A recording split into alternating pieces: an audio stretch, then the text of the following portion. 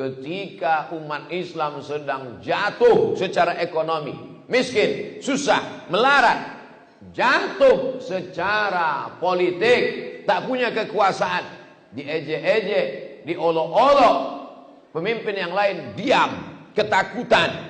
Tiba-tiba ada pemimpin yang bangkit, berani menantang si Macron dari Prancis. Maka apa sikap kita terhadap pemimpin yang adil? Kita muliakan atau kita diam? Kita muliakan, kita support, kita share, kita bela, kita bantu, kita doakan. Makanya didoakan pemimpin-pemimpin yang berani menegakkan agama Allah itu, panjangkan umurnya, sehatkan badannya. Kalau ada pemimpin yang memusuhi agama Allah,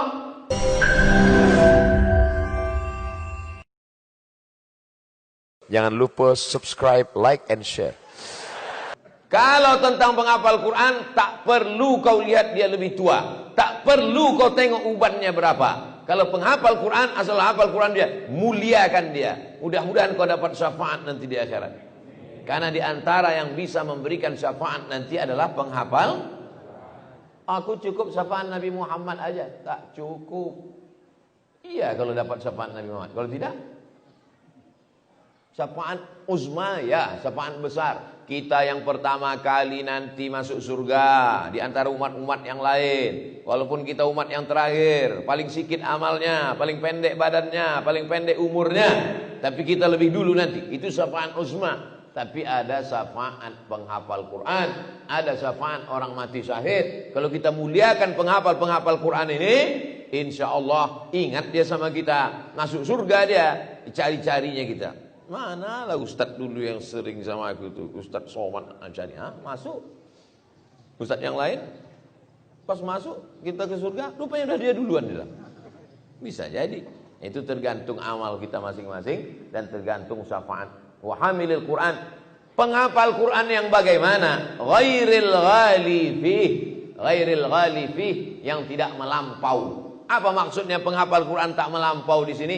Tidak melampau dalam membahas ayat mutasyabihat. Dalam Quran itu ada ayat-ayat mutasyabihat, ada ayat-ayat muhkamat. Ayat muhkamat yang tidak mengandung banyak makna, satu saja. As-sariqu was-sariqatu faqta'u aydiyahuma. Pencuri laki-laki, pencuri perempuan, potonglah tangannya. Itu tidak mengandung makna lain. Yang namanya potong itu ya potong, tidak ada mengandung makna lain. Tapi ada ayat-ayat yang samar, yang mutasyabihat. Ar-Rahman 'alal arsy istawa. Allah bersemayam di atas aras. Ini penghafal Quran tak boleh melampau dalam memahami ini. Maka bagaimana Ahlussunnah wal Jamaah memahami ayat-ayat mutasyabihat? Dua. Yang pertama, tafwid, serahkan kepada Allah Subhanahu wa taala.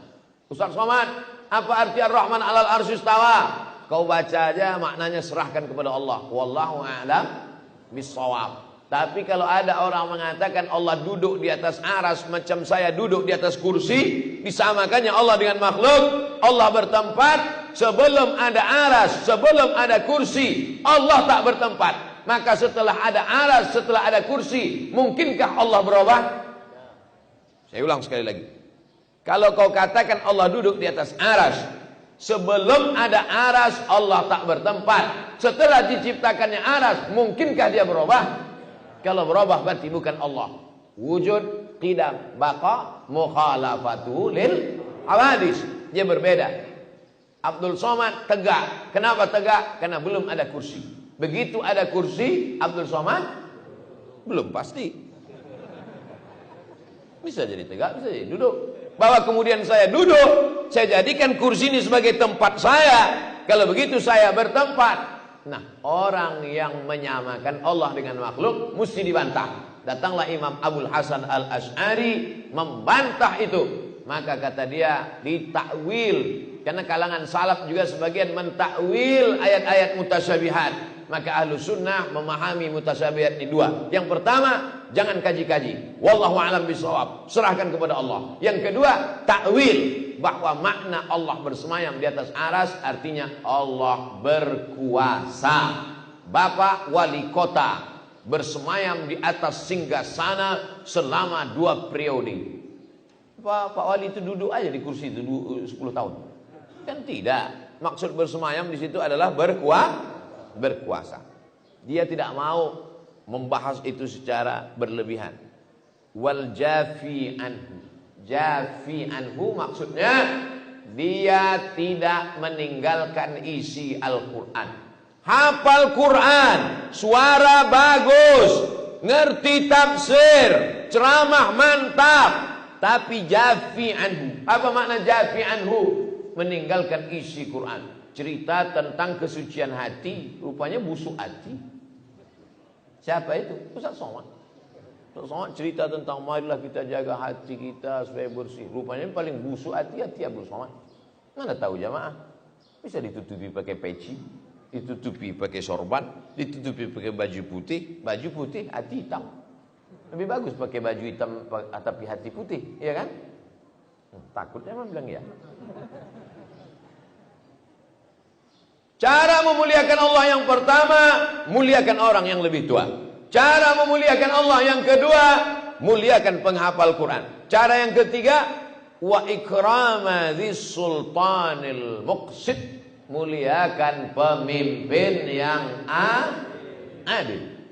Ketika umat Islam sedang jatuh secara ekonomi, miskin, susah, melarat, jatuh secara politik, tak punya kekuasaan, diejek-ejek, diolok-olok, pemimpin yang lain diam, ketakutan.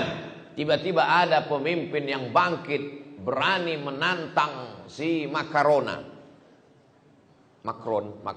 dari Prancis. Maka apa sikap kita terhadap pemimpin yang adil? Kita muliakan atau kita diam? Kita muliakan, kita support, kita share, kita bela, kita bantu, kita doakan. Makanya didoakan pemimpin-pemimpin yang berani menegakkan agama Allah itu, panjangkan umurnya, sehatkan badannya. Kalau ada pemimpin yang memusuhi agama Allah, boleh kita doakan cepat dia mati. Doakan supaya dapat hidayah. Itu yang diajarkan Nabi SAW. Allahumma hdi qaumana fa innahum la ya'lamun. Banyak sekarang orang mengamuk dengan Macron ini. Ya Allah, matikan Macron. Ya Allah, kalau kita doakan si Macron itu mati dia, selesai masalah? Tidak, lahir Macron yang lain. Tapi kalau kita doakan si Macron itu dapat hidayah, tak cuma ceritanya tiba-tiba masuk Islam dia. Mana yang lebih hebat? Dia mati atau dia masuk Islam? Masuk Islam. Masuk Islam di hari ini, besok mati juga. Bunuh mereka. Masuk Islam dia, berkumandang. Sebetulnya ini adalah salah satu cara Allah untuk membangkitkan semangat umat. Umat Islam ini bersatu kalau melihat musuh yang nyata. Ada umat Islam ini berkelahi gara-gara kunut subuh, gara-gara usolli, gara-gara tahlil, gara-gara maulid. Tapi kalau sudah masalah menghina Nabi, sepakat tak umat Islam? Sepakat. Tentang masalah Macron ini sepakat atau tidak? Sepakat. Ini salah satu cara Allah menyatukan umat. Maka bangkitlah umat.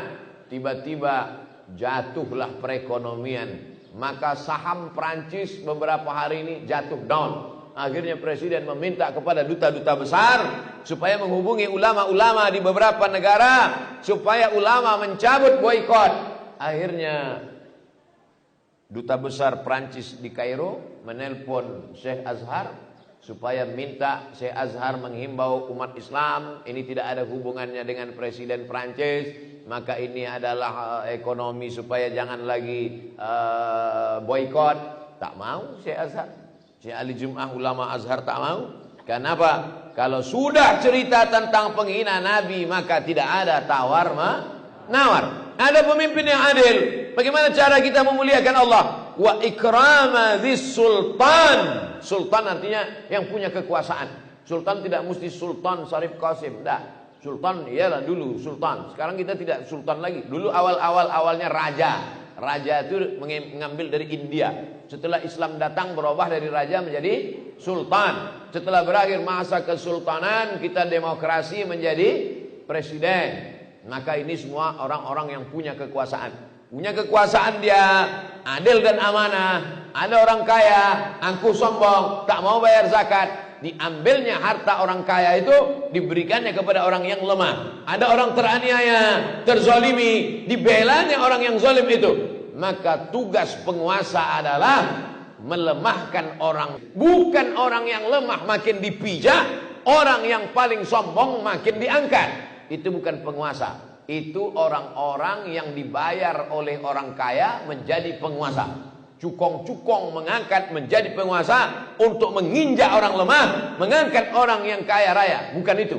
Dalam Islam diajarkan, apa kata Abu Bakar Siddiq? Al-qawiyyu fikum dha'ifun indi. Kalau ada di antara kalian orang yang kuat, maka sesungguhnya dia lemah di mataku. Karena aku akan mengambil fakir miskin. Al-dha'ifu fikum qawiyyun indi. Kalau ada di antara kalian orang yang lemah, maka sesungguhnya dia kuat. Aku akan cabut kelemahan dia. Kuberikan harta orang kaya kepada dia melalui jalur wakaf, zakat, infak dan sedekah. Maksudnya saya sudah ceramah 20 menit, ingat-ingat juga lah sedekah tadi itu. Mana plastik tadi tiba-tiba hilang? Kalau udah penuh, isikan ke belakang, putar sekali lagi. Sampai plastik tadi ke atas, Bu. Pura-pura tak dengar ya, Bu. Begitulah cara memuliakan Allah Subhanahu wa taala. Muliakan orang yang lebih tua, muliakan penghafal Quran, muliakan pemimpin yang adil. Kira-kira Pak RT, Pak RW, Pak Lurah daerah komplek Suhada ini pemimpinnya adil apa tak adil? Adil. Kalau tak adil tak akan dikasihnya kita pengajian. Adil lah ini. Ini jalan ditutup-tutup semua. Mau masuk kami tadi tutup, mau masuk lagi tutup. Kami buka kaca, ini Ustadz, tanya pula Ustadz mana gitu.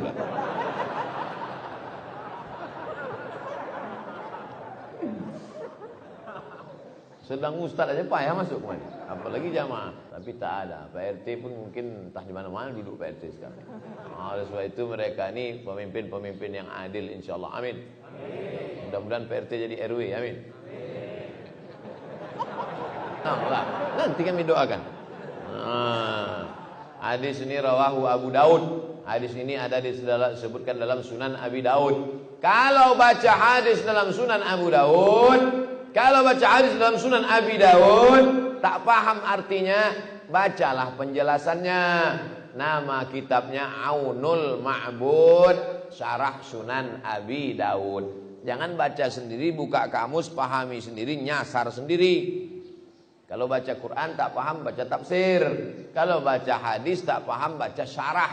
Kalau baca fikih tak paham, buka fikih mazhab Syafi'i. Yang paling bawah matan takrib, agak tinggi sikit fathul qarib, lebih tinggi sikit i'anatul talibin, lebih tinggi lagi adalah bacalah kitab mahalli, mau lebih besar lagi majmu' syarah mu'azzab. Maka dibacalah kitab-kitab. Tapi kunci dari semua kitab ini, mau kitab tafsir, mau kitab hadis, mau kitab fikih, mau kitab akidah, pintu kunci masuknya adalah bahasa Arab. Maka kalau orang bisa bahasa Arab, macam punya kunci di hotel, ada satu kunci kartu, kalau kau punya kau bisa masuk kemana-mana. Bisa masuk ke rumah makan, bisa masuk ke kolam renang, bisa masuk ke kamar, bisa masuk ke lounge, kalau punya kunci. Kalau tak punya kunci, jadilah kunci. Apa kuncinya? Belajar bahasa Arab. Baik, kita lanjutkan hadis ke-30 dari Abdullah bin Abbas radhiyallahu anhuma. Qala Rasulullah sallallahu alaihi wasallam, Rasulullah SAW bersabda, "Al barakatu ma'a akabirikum." Barakah itu bersama orang-orang yang tua di antara kamu. Di mana letak barakah itu? Kata Nabi, barokah ada bersama orang-orang yang tua di antara kamu. Makanya kalau ada siapa yang paling tua di sini, itu yang paling banyak barokah. Tapi tuanya tua beramal, bukan tua berjomo, tua berampai. Paham cakap saya? Kata orang Melayu tua berampai. Pakaian itu kan habis dicuci, dijemur, diampai kan. Maksud tua berampai, tua karena disinari matahari, tua terjemur. Yang dimaksud tua di situ apa? Tua karena beribadah, tua karena berzikir. Saya yakin dan percaya ini bapak ibu semua ini tua-tua karena banyak beribadah, tua-tua karena banyak berzikir. Belakangan-belakangannya aja. Apanya menyalah pintu? Tadi pintu kiri, ini pintu kanan pula. Macam ganti-gantian kalau saya tengok. Hah? Mau masuk? Cukup di luar aja. Ilmu tak terbatas, mau dalam masjid, mau di luar masjid. Inilah kalian. Tadi tak datang cepat, sekarang mau masuk. Di situ saya pengajian, situ pula mau masuk. Masuk masjid susah, apalagi masuk surga. Jangan angkuh, jangan sombong. Boleh jadi mereka yang di luar itu lebih dulu masuk surga. Apa pula diaminkan? Hari ini yang duduk di luar ataupun di atas tak masalah, karena kita masjid ini penuh. Kecuali masjid ini kosong. Kadang ada nih kita pengajian kosong masjid, duduk di luar. Ada kadang pengajian gitu kan? Di dalam tuh Ustaz, di muka ini kosong melampong, nyandar-nyandar di dinding, itu di luar nyantai. Kau kenapa di luar? Aku ahli hisab. Ini tidak memuliakan. Ini orang tidak dapat barokah. Karena kata Nabi, di mana letak barokah? Al barakatu ma'a akabirikum. Barokah itu bersama orang-orang yang besar di antara kamu. Siapa orang besar itu? Orang lebih tua. Siapa orang yang besar itu? Orang lebih berilmu. Siapa yang lebih besar itu? Orang yang lebih tinggi kuasanya kalau dia adil. Tetap yang tiga itu. Orang lebih tua, orang lebih berilmu, orang lebih berkuasa. Tapi dengan syarat dan ketentuan berlaku. Jangan cium tangan orang karena dia pejabat. Tapi kau cium tangannya karena dia berilmu. Oh, ini Ustadz ini nyuruh kami cium tangan dia nih. Tidak. Saya tak ada menyuruh jamaah cium tangan saya. Saya menyuruh orang memuliakan ulama, penghafal Quran. Saya bukan ulama. Saya anggota majelis ulama, tapi saya bukan ulama. Ulama itu siapa? Innama yakhshallaha min ibadihil ulama. Orang yang takut kepada Allah. Saya masih takut sama penguasa. Berarti saya bukan ulama. Ulama itu yang tak ada takut kepada siapapun, hanya takutnya kepada Allah Subhanahu wa taala. Itulah ulama. Di mana letak barakah itu? Kata Nabi, al barakatu ma'a akabirikum. Barakah itu ada bersama para ulama. Barakah itu ada pada orang-orang tua. Datangilah mereka, muliakan mereka supaya melimpah barokah. Barokah. Apa arti barokah itu? Barokah itu artinya onta turun ke tanah. Itu arti barokah. Assalamualaikum warahmatullahi wabarakatuh. Barokah artinya onta turun ke tanah. Bapak punya tanah, saya punya tanah, ibu punya tanah. Datang onta, tiba-tiba onta itu turun ke tanah saya. Maka di antara tanah ini, tanah siapa yang barokah? Tanah saya. Kenapa tanah itu turun di tanah Ustaz? Saya yang ceramah, terserah saya lah. Milih tanah siapa? Ada tanah bapak, ada tanah ibu, ada tanah saya. Datang onta, kita sama-sama diam kita. Tiba-tiba onta itu turun ke tanah saya. Siapa yang bertuah? Saya. Karena dengan turunnya onta ke tanah saya dapat daging onta, saya dapat tulang onta, saya dapat bulu onta, saya dapat susu onta. Onta itu semuanya manfaat. Bulunya buat jaket, kulitnya buat alas. Ini kain, saya sangka bulu onta tadi. Susu onta, daging onta, tulang onta bisa buat tasbih. Ujung-ujungnya tai onta untuk semen dinding. Tai onta, tai keledai, itu batu yang disusun-susun di jazirah Arab, di kampung-kampung. Tai onta, tai keledai bisa dipakai. Kencing onta, obat kencing onta. Hadisnya sahih, tapi bukan berarti kencing onta itu ditampung diminum, bukan itu maksudnya. Dituangkan air susu, setelah tuangkan air susu, diteteskan kencing onta itu ke dalam. Itu memahaminya. Jangan nanti karena disebut kencing onta diminum kencing onta. Itu makna barokah itu. Rumahnya boleh sama, mobilnya boleh sama, tapi ada yang barokah, ada yang tak barokah. Hari ini mobil-mobil yang diparkir sampai ke ujung memanjang tadi, semua mobil-mobil itu barokah. Betul? Mobil yang parkir di depan diskotik tak bisa kita pastikan tak barokah. Bisa jadi ustadz numpang parkir. Ya pergi pengajian situ, parkir situ. Itu di samping Mall SKA kan ada karaoke kan. Nah, jadi saya dulu ceramah di dekat Mall SKA. Parkirlah saya depan karaoke. Datang tukang parkir, Ustadz jangan parkir di sini. Saya bilang apa salahnya? Nanti disangka orang Ustadz nyanyi di dalam. Tengok, tukang parkir pun berpikir menjaga nama baik Ustadz. Saya tak terpikir. Parkir saya depan. Enggak, nanti foto orang Pak Ustadz, sangka orang Ustadz nyanyi di dalam. Orang tak tahu Ustadz ceramah di sini. Betul juga saya bilang.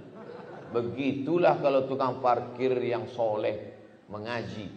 Mudah-mudahan tukang parkir itu masuk surga. Amin. Bapak Ibu yang dimuliakan Allah Subhanahu. Jamaah mohon jangan siaran live. Jangan live. Karena kalau kalian live, itu yang kalian siarkan itu, kalian live di Facebook, dicuri orang. Dicurinya, diuploadnya untuk cari duit. Oh, jadi Ustaz tak mau duit Ustaz diambil orang itu. Kalau saya live-nya di Yayasan Tabung Wakaf Umat. Yayasan Tabung Wakaf Umat itu semua duitnya untuk beli beras, fakir miskin, sekolah, anak yatim, bangun masjid. Seperak haram tak ada saya ambil dari Yayasan Tabung Wakaf Umat. Jelas? Ini harus dijelaskan nih. Jangan nanti Ustaz nih rajin ceramah ini banyak, dia dapat duit dari kajian subuh nih. Nih, Yayasan Tabung Wakaf Umat. Yang belum ngasih duit tadi, isi duit tadi. Dia agak-agak beberapa menit diingatkan balik gitu, karena jamaahnya lupa. Bisa kita lanjutkan? Hadis ke-31 dari Ubadah bin Samit radhiyallahu anhu anna Rasulullah sallallahu alaihi wasallam qala. Nabi bersabda, "Laisa min ummati," tak termasuk umatku. Kalau tidak termasuk umatku, jadi kau umat siapa? Umat Abu Lahab, umat Abu Jahal. Laisa min ummati, tak termasuk umatku. Siapa itu? Man lam yujilla kabirana, orang yang tak memuliakan yang lebih tua, maka dia bukan umat Muhammad sallallahu alaihi wasallam. Wa yarham saghirana, dan tak sayang kepada anak kecil.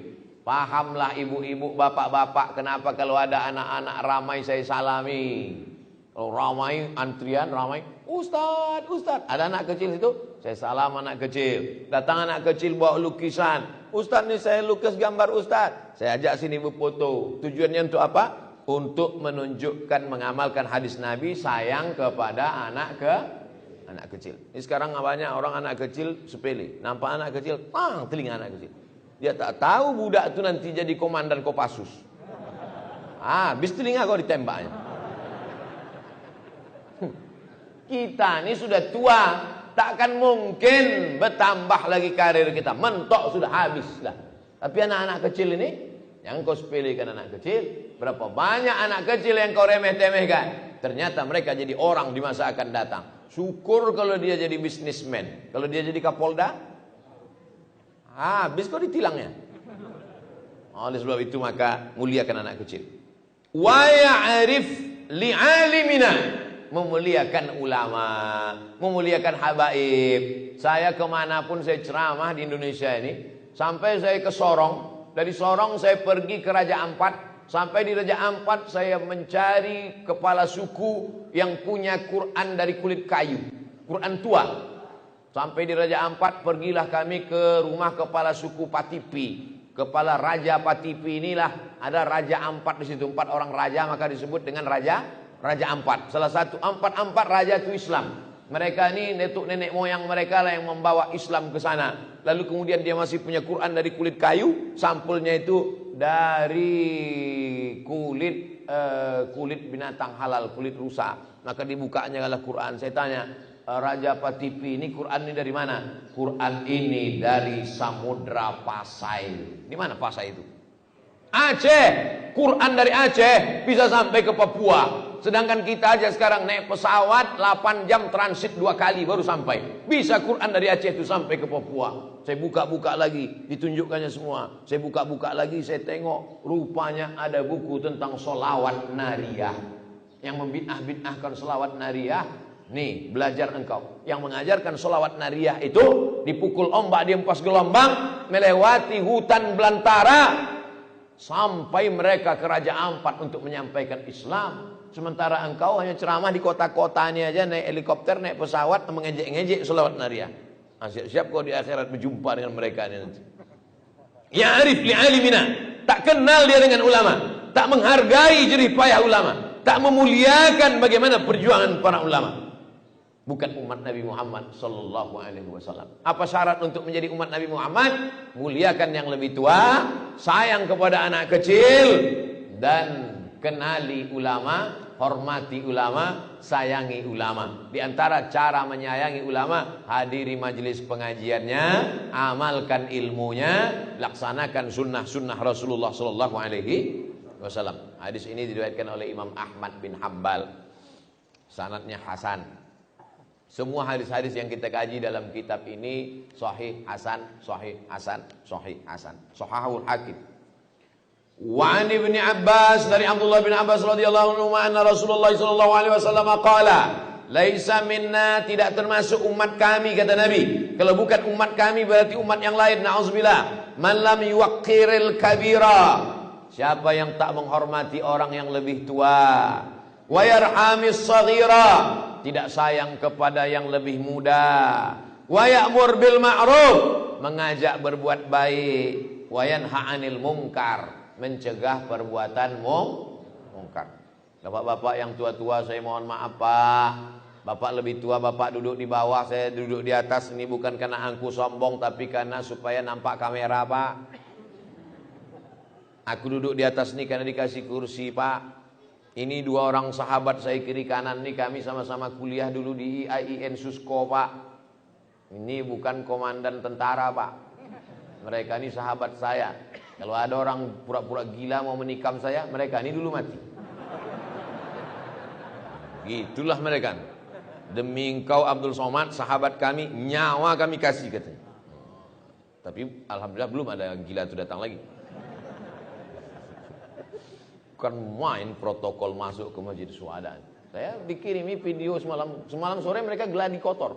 Nanti mobil akan masuk, Ustadz Abdul Somad akan keluar, ini akan tegak di sini. Saya tengok video. Tadi kami praktek kan lah tadi. Oh gitu, pas mau rupanya hujan. Kipas. Kenapa tak hidupkan dari tadi?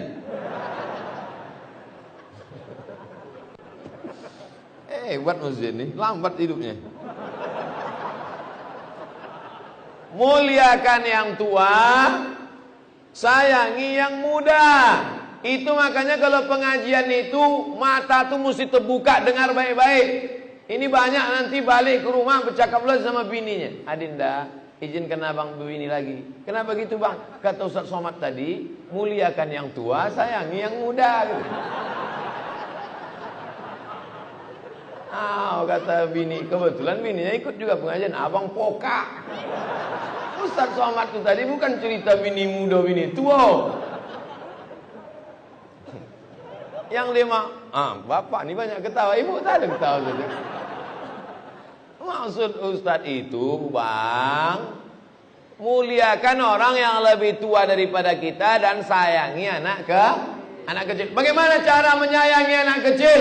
Bukan kita belikan handphone, bukan kita belikan motor. Cara sayang anak kecil bawa ke masjid. Cara sayang anak kecil masukkan ke sekolah Quran. Cara sayang anak kecil kirim ke pondok pesantren. Cara sayang anak kecil belikan buku-buku sejarah Nabi sesuai dengan umur mereka. Ini anak-anak kecil yang dibawa tuh anak kecil. Nampak menjadi anak kecil. Dengan anak kecil. Anak kecil. Kadang nampak kecil buka masker udah tua. Mohon maaf, saya kadang cakapnya terlepas. Oleh sebab itu maka beginilah cara sayang pada anak kecil. Ini banyak juga orang sekarang sayang sama anak kecil.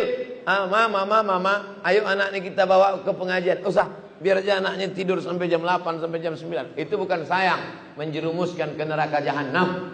Adapun yang sayang dibangunkan tengah malam diajak tahajud, itulah sayang kepada anak kecil. Bisa kita lanjutkan? Andai tidak pun saya lanjutkan juga. Bukan saya ikut betul cakap Bapak Ibu ini. Hadis ke-33 dari Anas bin Malik radhiyallahu an, qala Rasulullah sallallahu alaihi wasallam, talabul ilmi fariidatun ala kulli muslim. Menuntut ilmu itu hukumnya faridah. Faridah artinya wajib menuntut ilmu itu. Kenapa menuntut ilmu itu wajib? Salat itu wajib apa tak wajib? Salat itu wajib. Bagaimana kalau ada orang salat tak tahu rukun, syarat, wajib, sunat? Sah atau tak sah? Tak sah. Imam di depan, makmum dua orang di belakang. Ketiga-tiganya rajin salat tapi tak berilmu. Majulah imam. Allahu Akbar. Tak tertahannya lagi, angin tadi menyesak naik ke atas bersendawa, turun ke bawah. Bunyi. Kata makmum yang di belakang, jangan kau kentut imam. Kata makmum yang di belakang. Kata makmum satu lagi, untung aku tak bercakap. Cemana solat mereka yang bertiga ini? Batal tiga-tiganya karena tak berilmu. Makanya ilmu itu wajib. Talabul ilmi faridatun ala kulli muslimin. Wa wadi'ul ilmi 'inda ghairi ahlihi. Orang yang meletakkan ilmu pada orang yang tak layak, kamuqallidil khanazir al-jauhara wal lu'lu' wal dhahab. Sama macam orang yang meletakkan jauhar, lu'lu', zahab. Jauhar permata, lu'lu' dibuka kerang, ada bulat-bulat dalam kerang itu bercahaya. Apa namanya? Mutiara. Itulah lu'lu'. Siapa nama anaknya? Lulu. Mutiara maksudnya, dihilangkannya hamzahnya, lu'lu. Yakhruju minhum al-lu'lu' wal marjan. Marjan itu permata yang di dalam laut, warnanya merah, bukan sirup buka puasa. Fabi ayyi ala'i rabbikuma tukadziban. Zahab, zahab artinya emas. Orang yang meletakkan ilmu pada orang yang tak layak sama macam menggantungkan permata, mutiara, emas ke leher babi. Karena babi tak bisa membedakan mana permata, mana pasir. Maka saya kadang ceramah ini, tak selamanya saya ceramah lama macam ini. Pernah saya ceramah di Jalan Sudirman 5 menit. Ceramah saya 5 menit, habis itu saya tutup. Demikianlah tausiah ini. Assalamualaikum warahmatullahi wabarakatuh. Pulang saya. Dikejar sama panitia. Kenapa Ustaz merajuk? Kenapa nih? Saya bilang tak boleh menggantungkan permata di leher babi. Saya bilang. Saya sedang ceramah, dia selfie di belakang. Apa gunanya menggantungkan permata di leher babi? Bagus saya pulang. Untung dia tak marah saya bilang babi. Bukan saya yang bilang babi, Nabi yang bilang. Kamu qallidil khanazir al-jauhara wal lu'lu'a wal dhahab. Meletakkan ilmu pada orang yang tak layak sama macam menggantungkan permata, mutiara, emas ke leher babi. Khatibun nasa ala qadri uqulihim. Oleh sebab itu, jangan kita ceritakan tentang masalah rahasia kemuliaan Allah kepada orang yang sedang mabuk dan sakau. Sadarkan dia dulu, sehatkan dia dulu, mandi taubatkan dia dulu, dudukkan, baru kita jelaskan. Supaya jangan apa? Supaya jangan sampai dipermainkannya ayat-ayat Allah, Rasulullah sallallahu alaihi. Itulah maka Nabi itu tak boleh digambar. Nabi itu hanya diceritakan dalam Asy-Syama'il Al-Muhammadiyah. Tak boleh Nabi itu dilukis. Ada tak pelukis zaman Nabi Muhammad SAW? Ada. Lukisan Nabi Ibrahim ada dalam Ka'bah. Waktu dibuka pintu Ka'bah, dapat lukisan Nabi Ibrahim sama Ismail dalam Ka'bah. Kata Nabi, ambil bakar. Supaya apa? Andai adalah lukisan wajah Nabi Muhammad SAW dilukis orang sekarang, iya kalau dia memuliakan itu. Kalau dia mengejek, dipleset-plesetkannya foto Nabi, dirobah-robahnya macam orang yang merobah-robah foto saya. Di Pekanbaru ini ada orang merobah-robah foto saya, diedit-editnya. Saya laporkan kejaksaan, mencret. 2 kali saya datang ke kejaksaan. Mohon maaf Pak, terdakwa tak bisa datang, sakit perut katanya. Baru kau tahu. Sejak itu tak mau saya melapor lagi. Rupanya mereka ini bagaknya di sosmed aja. Pas dibawa ke pengadilan, ciut. Macam anak ayam kena minyak lampu. Pernah nengok anak ayam kena minyak lampu? Nanti saya kasih tahu. 34. Wa an Ibnu Abbas, dari Abdullah bin Abbas radhiyallahu anhu, qala Rasulullah sallallahu alaihi wasallam, man jaa ajaluhu, siapa yang ajalnya sampai, wa huwa yatlubul ilma, waktu itu dia sedang menuntut ilmu, laqiyallaha wa lam yakun bainahu wa bainan nabiyyin illa darajatun nubuwah, maka jarak antara dia dengan kenabian hanya cuma 1. darajat kenabian. Maksudnya apa? Orang yang menuntut ilmu, mati dia saat menuntut ilmu, maka dia bersama para nabi. Di Kabupaten Kampar, di dekat Danau Bingkuang, ada seorang anak muda hafal Quran di Kairo, belajar di Al-Azhar. Ketika pulang ditabrak mobil, meninggal dunia. Dia di akhirat bersama para nabi Adam, Idris, Nuh, Saleh, Ilyas, Ilyasa, Zakaria, Yahya, Isa, Daud, Sulaiman. Jangan takut melepas anak belajar. Jangan takut menjauh anak pergi. Di mana anak bapak sekarang? Anak saya ada 3 Pak Ustaz. Yang pertama di Kairo, yang kedua di Maroko, yang ketiga di Sudan. Macam kuliah saya itu Pak. Anak bapak berapa? 3 Pak Ustaz. Yang pertama Sakau, yang ketiga LGBT, yang ke Nauzubillah. Jangan takut anaknya mau pergi. Pergi sejauh mata memandang. Andai mati syahid dia. Hadis yang ke-35 dari Sahal bin Muaz bin Anas dari bapaknya, Rasulullah SAW bersabda, "Man 'allama ilman," siapa yang mengajarkan ilmu, "falahu ajru man 'amila bihi," maka amal orang yang beramal itu mengalir kepada dia. La yanqusu min ajril amal, la yanqusu min ajril amil. Amal orang itu tak berkurang sedikit pun. Ada Ustadz Mawardi Muhammad Saleh. Ustadz Mawardi masih ada jadwal di Masjid Syuhada? Masih. Ustadz Mawardi mengajar di Masjid Syuhada. Dijelaskannya tentang hukum sholat duha, keutamaan duha. Sholat duha ibu, pahalanya mengalir ke Ustadz Mawardi dan mengalir juga ke ibu. Dijelaskannya kepada bapak tentang sedekah, pahalanya mengalir kepada Ustadz Mawardi, mengalir juga kepada bapak. Kenapa Ustadz sebut Ustadz Mawardi? Tak saya sebut saya, karena kalau saya sebut saya, pahalanya mengalir ke saya. Kalau gitu tak jadilah kita amalkan gitu bapak. Mengalir pahalanya, dan pahala bapak dan pahala ibu tidak berkurang sedikit pun. Makanya anak-anak keponakan saya bilang, kau tak usah mau jadi macam-macam. Kau jadi guru agama, jadi guru tahfiz, jadi ustadz. Saya tanya anak saya sama keponakan saya tanya, kau nanti kukirim ke Mesir, kukirim ke Maroko, balik kau jadi 3. Jadi penghafal Quran, jadi guru tahfiz, jadi ustadz, jadi penceramah. Mau kata dia. Entah mau karena takut tak tahu. Mau. Lebih baik kau jadi guru, gajinya tak seberapa, tapi amalnya banyak, mengalir sesudah kau mati. Untuk apa kau jadi pegawai? Nanti kawan-kawan kau ngajak korupsi, kau tak mau dikucilkan, kau ditekan, makan haram. Lebih baik kau jadi guru. Ustaz ngomong gitu kan karena tak PNS lagi. Oh iya juga. Tapi bukan berarti yang udah jadi PNS, pegawai Pemprov, Pemda, Pemko saya suruh keluar. Jangan. Datanglah pegawai jumpai saya. Ustaz Somad, saya mau resign, saya mau keluar dari pegawai ini. Saya tak ada menyuruh, tak ada melarang. Saya cuma tanya aja. Kalau engkau keluar dari situ, lalu kemudian duduk pindah ke situ, dajjal, hantu, setan, taun, kira-kira lebih baik atau tidak? Oh lebih kacau Pak Ustaz. Jadi gimana? Tak jadi saya resign Pak Ustaz. Bagus. Keluar engkau dari situ bukan berarti lebih baik keadaan. Tahan-tahan kala situ. Tak tahan saya Pak Ustaz. Banyak betul duit haram ini datang. Transfer ke nomor saya.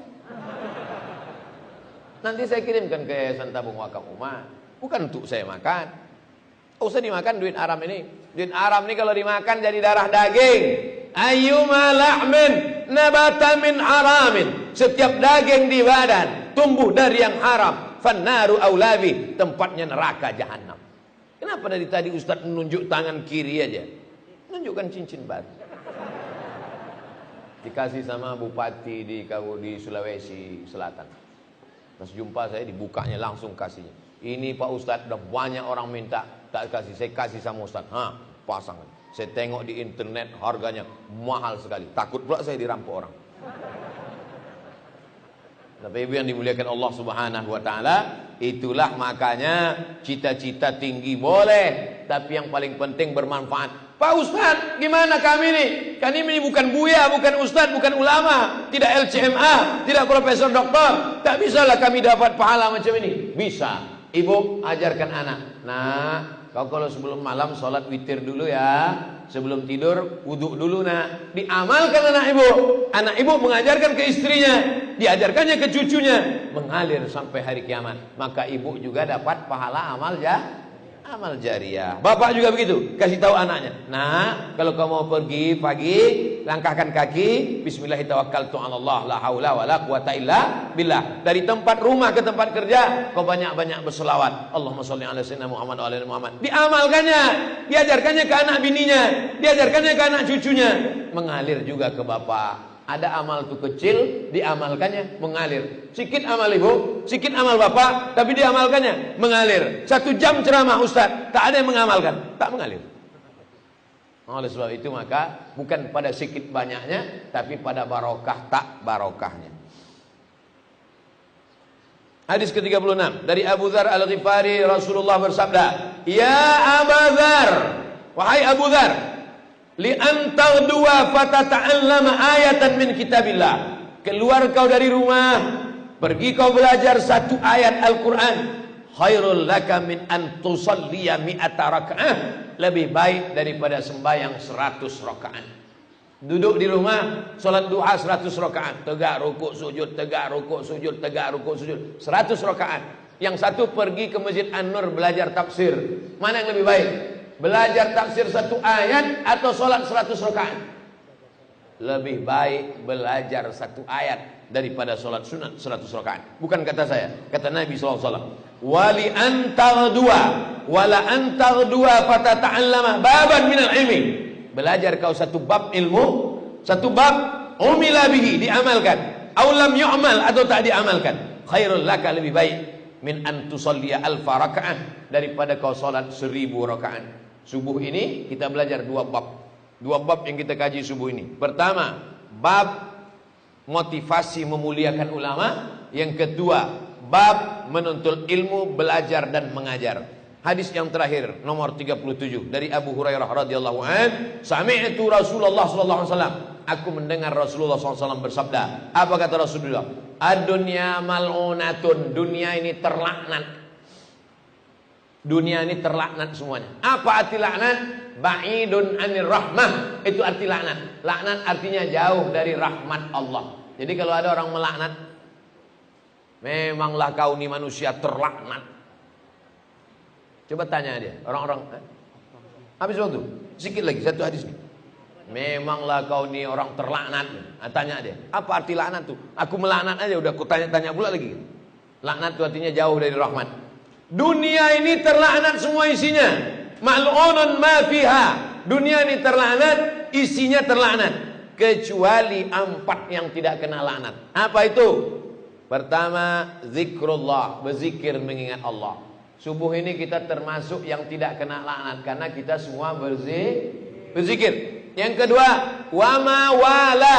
Wala artinya ahabba wa nasara. Cinta kepada Allah dan menolong agama Allah. Bapak Ibu cinta tak kepada Allah?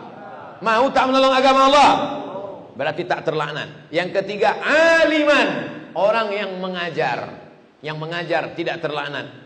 Yang keempat, muta'alliman, atau orang yang mengajar. Jadi setiap pagi, kalau mau tidak kena laknat, laksanakan 4. Pertama, ingat Allah. Yang kedua, cintai dan tolong agama Allah. Yang ketiga, mengajar. Yang keempat, belajar. Lain dari yang 4 ini kena laknat. Bangun pagi langsung zikir. Alhamdulillahilladzi ahyana ba'da ma amatana wa ilaihin nusyur. Tolong agama Allah dengan menghidupkan masjid yang mengajar dan belajar. Selamatlah dari laknat Allah Subhanahu wa taala. Hadis riwayat Tirmidzi, status hadisnya hadis hasan, dan juga ada dalam kitab Sunan Ibni Majah. Kita ketemu pada subuh yang akan datang pada hadis yang ke-38 tentang bertualang menuntut ilmu. Kita sholat Sunan Isra. Kita sholat Sunan Isra 2 rakaat. Yang ada tempat sholat Isra, yang tak ada duduk aja berzikir. Duduk aja. Karena kalau ditinggalkan nanti habis seatnya diambil orang. Duduk aja. Subhanallah walhamdulillah. Yang bisa sholat Sunan Isra 2 rakaat. Setelah itu nanti baru kita tanya jawab. Terima kasih. Mohon maaf banyak silap salah. Wassalamualaikum warahmatullahi wabarakatuh.